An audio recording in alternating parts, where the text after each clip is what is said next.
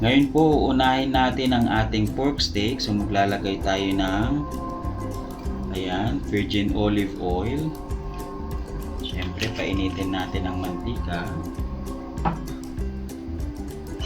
Ngayon po, mainit natin mantika. So meron tayong white onion.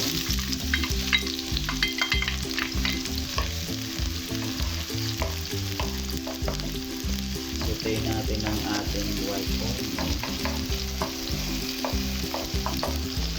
After po ang ating garlic. 3 cloves of garlic po. Yung onion po, yan po yung natira kanina sa pang-iibabaw natin. Ayan. Mga isang onion din po yan.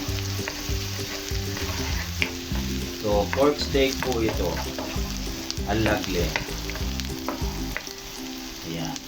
Kung napapansin nyo po, yung ayan po, wala po siya, hindi po siya marinated. Yung iba po marinated. Sa akin naman po, simpleng pork steak.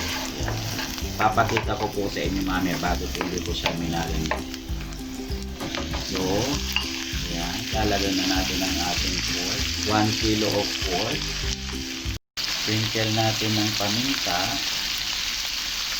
Ayan. Siyempre po ang ating toyo mansi. Ayan. Toyo mansi. So, lalagyan po natin yan. So, kaya ko po hindi minarinate kasi po ito na po yung gagamitin ko, yung ating toyo mansi.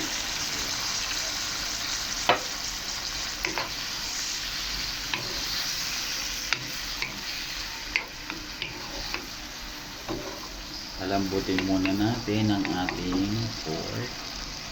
Tatakpan natin siya at palalambutin natin. Ayan po, bango. Wow! At Sarap ng partner. parami ka ng kanin nito, partner. Ayan po, so malambot na po ang ating pork. Lalagay na po natin ang ating kapulan. Ang simple lang po nitong ginawa ko po. May kaya na kaya tayo sila. Very simple ang ating Sarap. pork steak. Yummy. Super. Siyempre po, mas okay din po kung crunchy pa din ang ating nilagay na onion. So, yan na po guys. Luto na po ang ating pork steak. Yes.